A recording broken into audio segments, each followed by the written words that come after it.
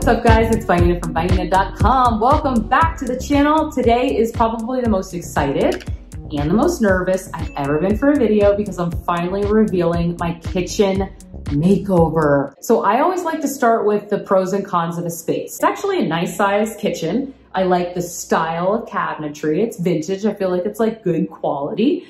I love that I have a back door that leads out to the parking and it's private. I love that there's a huge tree out there. I have a dishwasher. What I did not like about the space is number one, the entire thing is painted the color of a Band-Aid. It's a low light, dark room, which is one of the most hardest spaces to pick paint colors for. And ironically, my kitchen is actually facing south, which usually means you get this beautiful warm sunlight in, but because the building actually extends beyond the back door, it actually blocks out a lot of the light. So I don't get a lot of light coming into that space. I also absolutely detested the fact that the inside of the cabinets were never painted. Sawdusty, disgusting, kind of stinky. I didn't want to put my glasses in there. I don't want raw wood. I want like pure white or just clean. And then I was like, let's just go ahead and get a marble contact paper. Everything I like always has like a marble countertop, right? Okay, easy. The one that I chose is actually granite-like.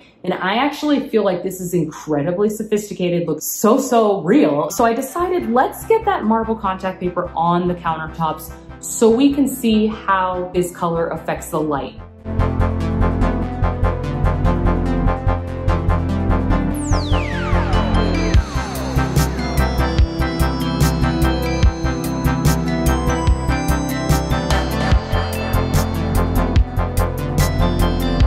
Installing the marble contact paper on the countertops was a lot easier than the pantry, but it was still very fiddly. First, I will say it's incredibly thick, incredibly amazing quality. I've been using that now in my kitchen for weeks, and it's like, it actually is pretty heat resistant, and I'm just super happy with it. So it did take some time to like reposition that and get it right, and I had to definitely like go over everything with an X-Acto knife and cut around the sink. It is not 100% perfect. There are some air bubbles, but overall the look is fabulous. It looks amazing. The color of the marble actually created like a blue cast in the room, okay? So it was like highlighting the coolness of the room, which is actually what you don't want to do if you're trying to warm up a dark space. When you have a space that is dark, that is a low light, that is bland, you need to create contrast, and you create contrast by taking light and dark and putting it together. Let's do something classy that is timeless, and let's do black and white. I picked out the Sherwin-Williams Inkwell, which is like a beautiful warm black color. And then I picked out Sherwin-Williams Pure White, which turned out to be absolute perfection because it's not cold and it's not warm. It's like a neutral right in the middle, which is what I think I needed to counter that coldness and then work with the black. So beautiful. What are we gonna do with the backsplash, all right? So in my kitchen, in this entire apartment, in fact, I have textured walls, okay? That means you cannot put subway tile, peel and stick tiles on the wall. You cannot put wallpaper. You cannot put contact paper. I'm going to either have to cover the backsplash walls with a material or I'm going to have to paint it. Something appropriate to cover the backsplash was actually going to increase my budget like a ridiculous amount and be a whole new layer of labor that I didn't want to do. So I was like, okay, let's paint it. I found the most tantalizing color and it was called Studio Mauve. If I teach you anything in my life, I need to teach you the importance of painting your paint colors on big, massive poster boards, guys. So by painting them on poster boards, I was able to move them around and see visually myself how each combo worked together. So what I came up with that I think was the most effective was having the black on the back door, which is so important because it was so weak. I'm gonna paint the base cabinets black. I'm going to paint the backsplash the mauve. When I put that mauve on that backsplash, and then I saw the little brass elements that I had in the kitchen, which helped warm it up, I was like, holy crap, this is everything I wanted. It's classic, it's classy, it's timeless, and it's feminine without being overly shrill. You know?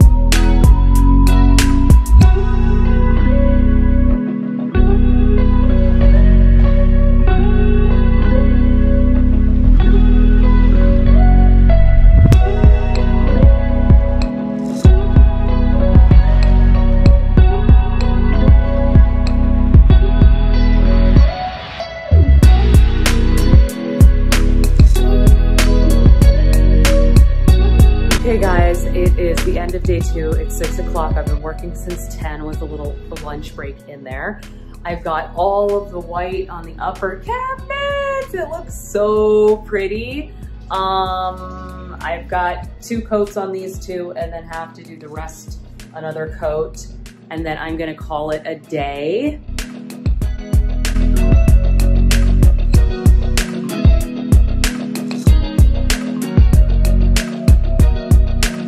That was just a lot of work. It was a lot of prepping, priming, painting, cleaning, taping, stretching, pulling out ridiculous amounts of staples. I painted this kitchen like I owned the place. I did the best job that I humanly possibly could because I knew that if I didn't and there were little imperfections, I would totally notice them and they would bother. It's not perfect and that's okay, but I did a damn good job and I'm like literally so pleased with it.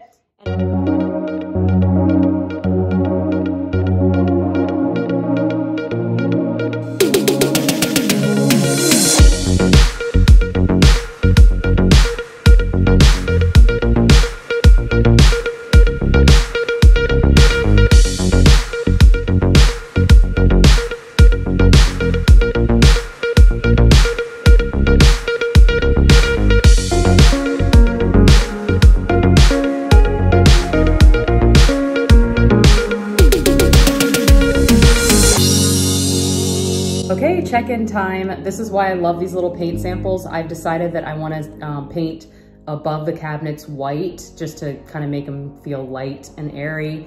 And I am going to also paint that wall white, stop the backsplash at the end of the cabinets. Then I'm gonna go take a break and go to the store and get a rod for painting the ceiling and try to knock that out today as well. I'm feeling really excited about it, and I'm gonna just start putting the second coat of the mauve now on the backsplash, then head to the store. During the process, I was also making design decisions, and that's where those little paint samples came in. I ultimately decided to just keep that mauve color underneath the backsplash area to make it more special, and then I decided to do the white above the upper cabinets to make it just feel like the cabinets extend to the ceiling, because they actually don't. I also decided to paint my future wall, which is basically if you're standing in the back door looking in, the future wall is the first thing you see, and that is the wall where my laundry room is located and also my refrigerator. And I decided to bring that mauve color over around to the future wall, which I think is a really good idea. That color tickled me. It literally made me feel joy in my heart. And I think if I would have left it white, it would have been a little bit too lackluster, a little bit of cold. And I like that the refrigerator is white. I always knew for some reason that I wanted white globe mid-century light fixtures. I knew I wanted them to be brass. So Practical Props is my lighting store that I've been going to in LA. And after doing the research, I was looking on Etsy for these globe pendants. I was looking on everywhere, Pinterest. They have the best price, you guys. You have to, I'm linking the ones that I got below. Please order for Practical Props. These are my friends. They're the cheapest you are going to find. And I got 10-inch mid-century globe pendants with a 16-inch drop, which is the standard size for an 8-foot ceiling. But the thing I like about them is you can get bigger ones, like they can customize anything. They are the jewelry of the space.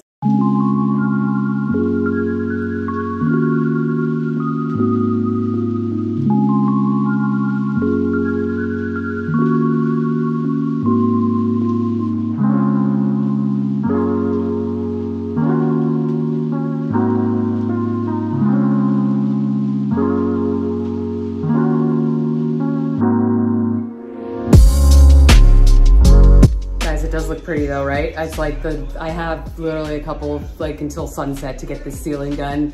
But it looks so beautiful. I love the colors. I hope you guys love it too.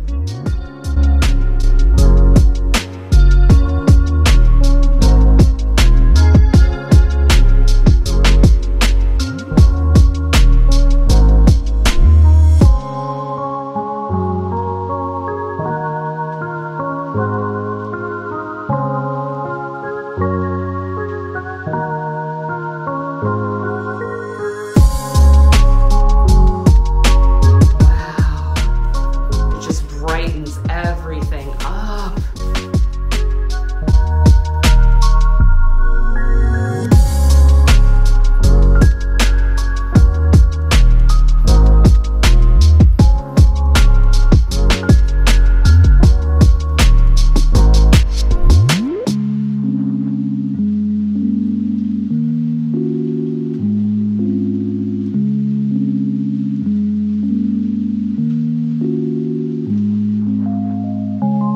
So the eye needs to have a break. So I wanted my matte walls, but they were good quality, that they could still be wipeable. I did do a satin on the backsplash. I needed to take away the shine. There was so much shine. Every single thing in the kitchen was shiny.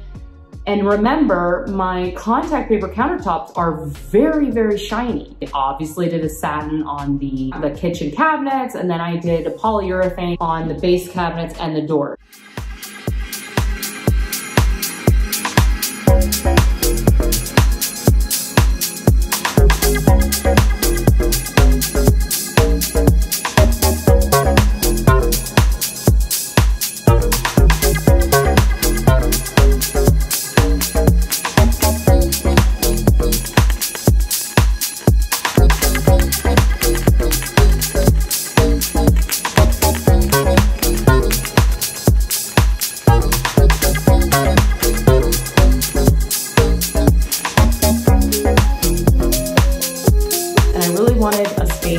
In this kitchen that was mixing a lot of metals, because I decided that I was not going to switch out the sink. I did switch out the faucet, and I just got something really simple with Lowe's.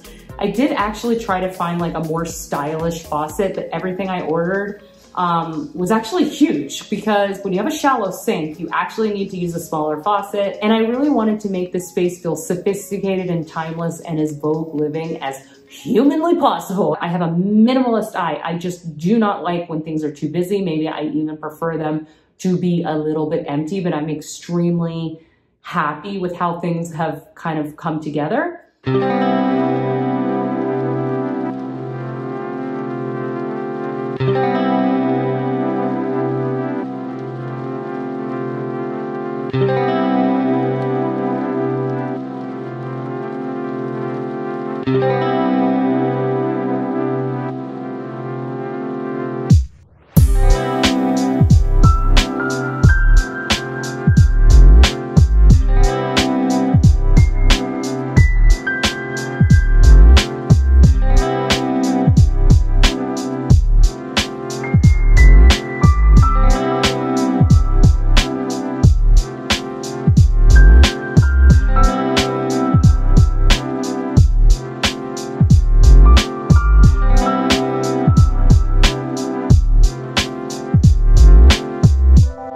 How the knobs are antique brass. They're just a little bit more subtle. And then it allowed my light fixtures to be like the little gem. I feel like my kitchen is literally like a little jewelry box. I did toy around with maybe doing like a contact paper on the refrigerator, like a marbleized, like painterly black and white. but I ultimately thought that would actually look a little bit juvenile and take away from the contact paper in the laundry room. I also got this piece of art from Etsy, one of my favorite resources, but it was this beautiful little hand-painted cloud, and I feel like it balances out with the darkness of the cabinets, which I really appreciate. And then I did get this really awesome vase. I'm shocked that I liked it so much because it is from Amazon, and I'm just really, really happy with how it turned out. I think it's a really lovely space. I did order a rug and I got that completely wrong. I will only buy real rugs, Turkish rugs, Persian rugs, Moroccan rugs. I don't know if I love it, but I don't always love the boho vibe for my space. I completely respect it and love it in other spaces, but what I really need in this space actually is an antiqued, mostly black Persian rug with a little bit of the other colors in there. It's gonna take time. It's just too busy with the pattern.